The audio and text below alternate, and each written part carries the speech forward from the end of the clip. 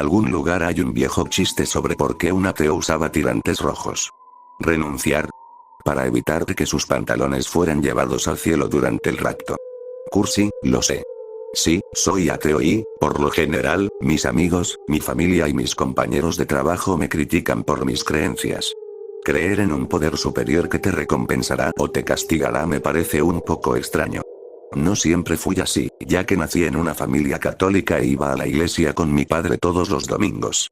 Crecimos en un pequeño suburbio y, aunque no éramos ricos, tampoco teníamos que buscar comida.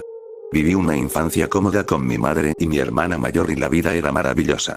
Diablos, incluso teníamos a mi abuela viviendo abajo en un apartamento separado y las cosas iban bastante bien. Eso fue hasta que nos enteramos que murió en el hospital. Me estoy adelantando un poco, así que retroceda un poco. Mis padres, mis tías y mis tíos, fueron a Atlantic City con mi abuela, ya que a ella le encantaba estar allí. Sin embargo, cuando se estaba levantando, sufrió una caída desagradable y la hospitalizaron. Estuvo allí varios días, ya que mi mamá y mi papá fueron a visitarla y yo, por lo general, me quedaba en casa. Recuerdo que recé mucho para pedirle a Dios que la salvara, a pesar de que tenía más de 80 años.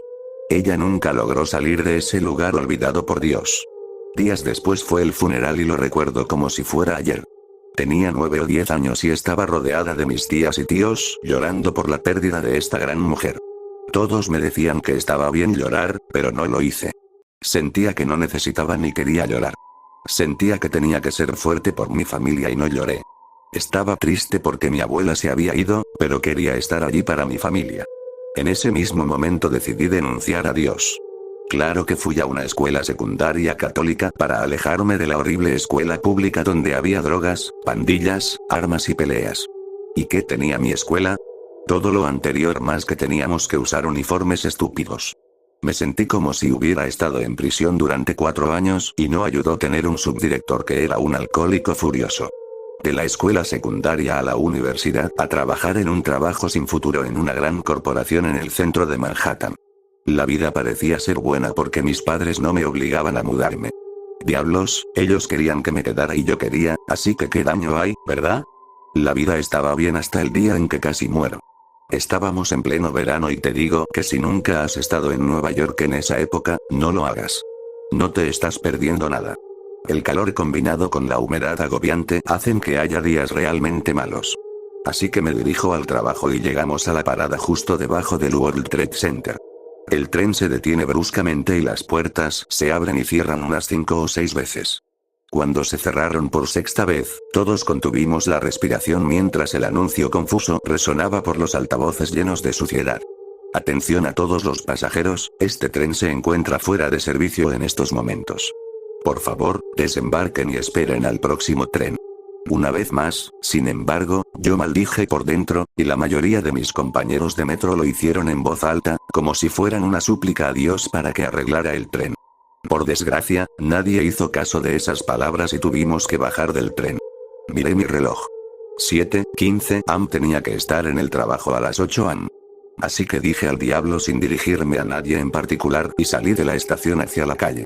Sabía que si cruzaba el villaje, aún podría llegar a tiempo al trabajo si corría. Era un desafío, simple y llanamente, ya que nunca antes había llegado tarde a este trabajo en mi vida. Quería mantenerlo así.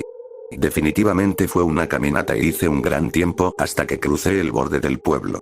Vi que un paso de peatones estaba a punto de ponerse en rojo y pensé que podría llegar antes de que cambiara el semáforo. Crucé la calle corriendo sin darme cuenta del tráfico y antes de darme cuenta estaba volando por los aires. ¿Sabes lo que dice la gente cuando te caes o ocurre un accidente y el tiempo parece ralentizarse hasta casi desaparecer? Es cierto. Recuerdo volar por los aires, mirar el mundo al revés y quedarme allí colgando, como si estuviera desafiando la gravedad. Diablos, ni siquiera recuerdo haber tocado el suelo.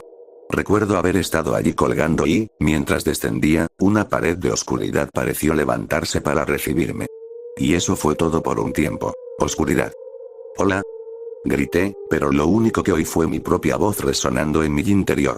Como si estuviera en una caverna enorme y oscura. Di unos pasos tentativamente hacia adelante y sentí que podía moverme, pero sentía que no iba a ninguna parte. Podrían haber pasado minutos, días o meses. No tenía idea de cuánto tiempo había pasado, ya que el tiempo era una construcción extraña aquí. ¿Era esto todo? ¿Estaba muerta? Una parte de mí quería gritar, llorar, reír, maldecir, pero al final simplemente comencé a caminar. ¿No se suponía que debía haber una luz? Dije en voz alta esperando que algo respondiera a mis preguntas. Caminaba en una dirección, me detenía y luego continuaba en otra dirección.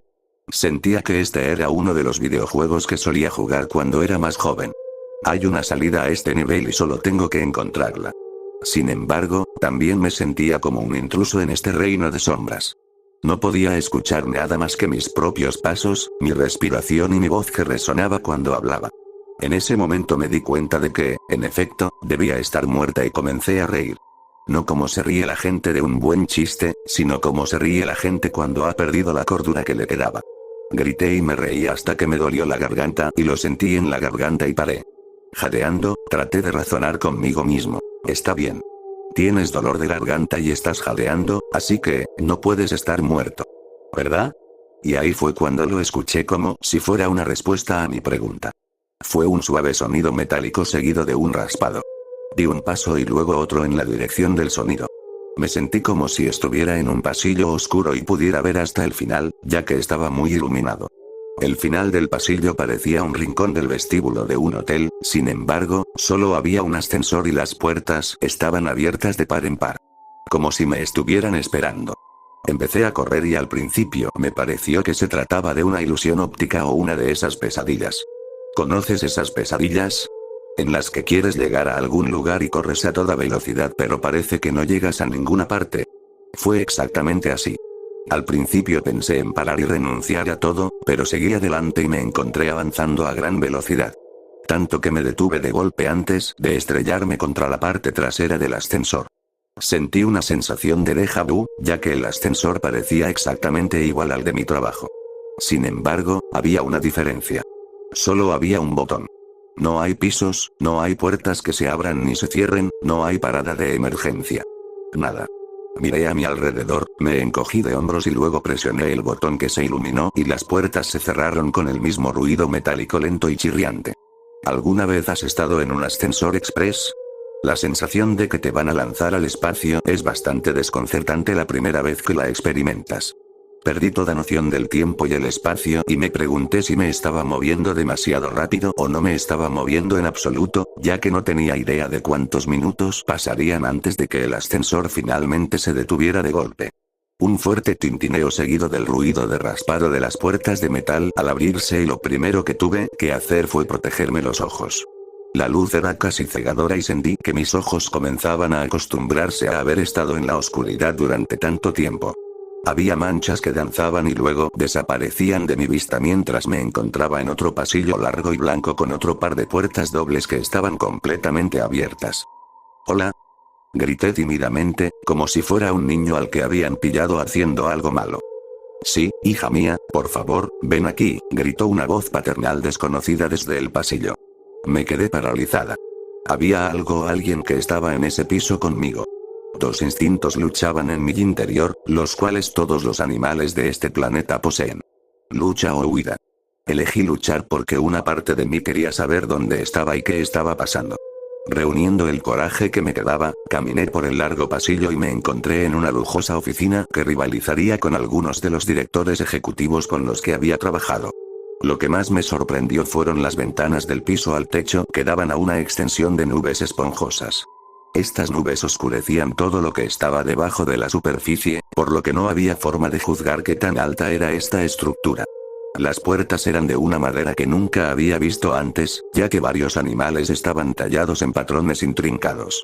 Desde pequeños escarabajos hasta ballenas gigantes y todo lo demás se mostraba con un detalle asombroso. «Entra, hija mía, y siéntate», me ordenó una voz desde detrás de un sillón de cuero con respaldo alto. El sillón estaba frente a la ventana y apenas podía distinguir los brazos y las piernas de la figura sentada en él. Vislumbré un traje caro, pero no pude identificar la marca, ya que podría haber sido hecho a medida.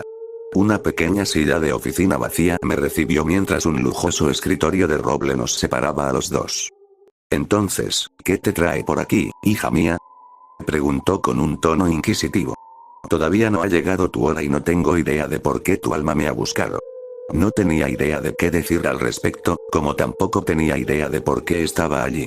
Era como si me hubieran llamado a la oficina del director por algo de lo que ni siquiera era parte. Me aclaré la garganta antes de preguntar. ¿Estás bien, Dios? Respondió, algunos pueden llamarme así. Algunos me llaman el Alfa y la Omega o Yahvé o Buda o Jehová. Pero todos son el mismo nombre para mí, sin embargo, siento que no crees en mí, hijo mío. Bajé la cabeza avergonzado, como si mi padre me estuviera regañando. Bueno, no señor. Oí que la silla giraba, pero como seguía mirando hacia abajo, solo podía ver sus zapatos. Este ser llevaba unos de los zapatos con puntera más bonitos que había visto en mi vida y debían haber costado una pequeña fortuna. Bien, dijo, es más importante que creas en ti mismo que en mí.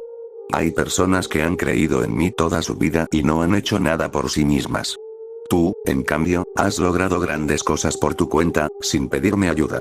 Y por eso te aplaudo, hijo mío. Todavía mantuve la cabeza gacha mientras escuché a este ser venir desde detrás de su escritorio y pararse directamente frente a mí. ¿Por qué no me miras, hija mía? Preguntó con curiosidad. Levanté lentamente la cabeza mientras mi mente asimilaba todo lo que tenía ante mí. Vi que ese ser estaba impecablemente vestido con un traje gris muy caro, con pantalones de vestir y chaqueta. Noté que cada parte de él estaba revestida con algún tipo de tela o tejido. Cuando mis ojos se dirigieron hacia arriba, finalmente llegué a su cuello y a su rostro. Su cara. ¿Alguna vez has estado dentro de una tienda departamental y has visto esos maniquíes? Esas cabezas sin rasgos distintivos que casi parecen tener forma de huevo. Parecía eso, pero en cambio era de un blanco alabastro y seguí mirándolo, cambió. Una delgada línea roja como la sangre corría desde la parte superior hasta la inferior de su cara y se abrió de par en par mostrando un interior rojo, muscular y expuesto. Un único ojo inyectado en sangre parecía perforarme el alma mientras una infinidad de lenguas parecían extenderse hacia mí como tentáculos. De los bordes de ese exterior blanco parecían brotar filas y filas de dientes afilados. Recuerdo que me desperté gritando en el hospital mientras me retorcía en la cama. Un equipo de enfermeras entró para sujetarme y estaban perdiendo el control a pesar de que tenía algunas costillas y una pierna rotas. Sentía un dolor agudo en el hombro y recuerdo que me desmayé mientras me desplomaba en la cama empapada en sudor. Horas después me desperté pero me sentí más tranquila mientras intentaba convencerme de que todo había sido un sueño febril. Llamé a la enfermera que entró y sonrió diciendo que me veía mejor y me preguntó mi nombre. Se lo di y le pregunté qué había pasado y me dijo que me había atropellado un conductor ebrio. El tipo había intentado irse del lugar, pero fue detenido por la policía. Por ahora descansa, me aseguró, vas a estar bien. Me volví a acomodar en la cama e intenté dormir, pero descubrí que no podía. Cada vez que cierro los ojos veo el mismo rostro horrible. El ojo enrojecido, la lengua y los dientes, todos tratando de alcanzarme. Incluso cuando el cansancio finalmente me vencía, dormía inquieto y me despertaba más cansado que antes. Las enfermeras intentaron darme medicamentos para tratar de ayudarme a dormir, pero, en el mejor de los casos, era irregular. O no soñaba nada o tenía esas horribles pesadillas con esa cosa. Esa cosa que decía ser Dios, pero ¿cómo sé que decía la verdad? Podría haber sido cualquier cosa o podría haber sido una alucinación provocada por el estrés y una lesión.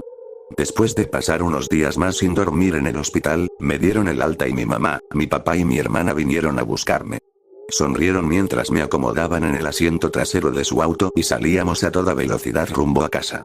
Apreté los dientes con cada empujón y cada golpe, porque el dolor me atravesaba el cuerpo. Cuando regresé a casa, al distrito olvidado, conocido como Staten Island, recuerdo que fui a mi habitación y vi una avalancha de mensajes en el contestador automático. Había un montón de mensajes de varios bufetes de abogados que querían representarme. Había investigado mucho y había elegido el mejor para que me representara en el tribunal. Para resumir, llevé al conductor y a la empresa para la que trabajaba a los tribunales. Era un caso muy claro, ya que intentaron llegar a un acuerdo con una cifra muy baja. Sin embargo, el juez los vio de inmediato y obtuve una indemnización de 6 cifras por este accidente, además de pagar todos los honorarios, las facturas del hospital y del médico. Mientras esquivaba las llamadas de amigos y familiares, pensé en qué hacer con todo ese dinero y decidí dónde quería establecerme. Después de unas semanas de decidir, encontré un pequeño lugar en un suburbio de Indianápolis. La combinación de comprar la casa directamente junto con una inversión inteligente me había preparado para la vida. Lo cambiaría todo por poder dormir profundamente. Y para que conste, he probado muchas cosas diferentes para disipar estas pesadillas. Algunas de ellas funcionan de vez en cuando, pero parece que esta cosa encuentra una forma de evitarlas y volver a mi subconsciente. He probado todas las drogas, tanto legales como altamente ilegales, de este planeta y solo he tenido algún éxito. He probado otras cosas, como la hipnoterapia, la meditación, el ruido blanco, la privación sensorial, los estudios del sueño, etcétera. Etcétera. Y, sin embargo, puede que sea durante unas semanas o meses, pero aún veo esa cara. Hay una razón por la que no puedo dormir porque vi el verdadero rostro de Dios. Los sueños que he tenido últimamente. Él me está hablando y me dice lo mismo una y otra vez. No puedo esperar a verte de nuevo, hija mía. La próxima vez estarás aquí por una eternidad. Y mi hambre quedará saciada por fin cuando me deleite contigo.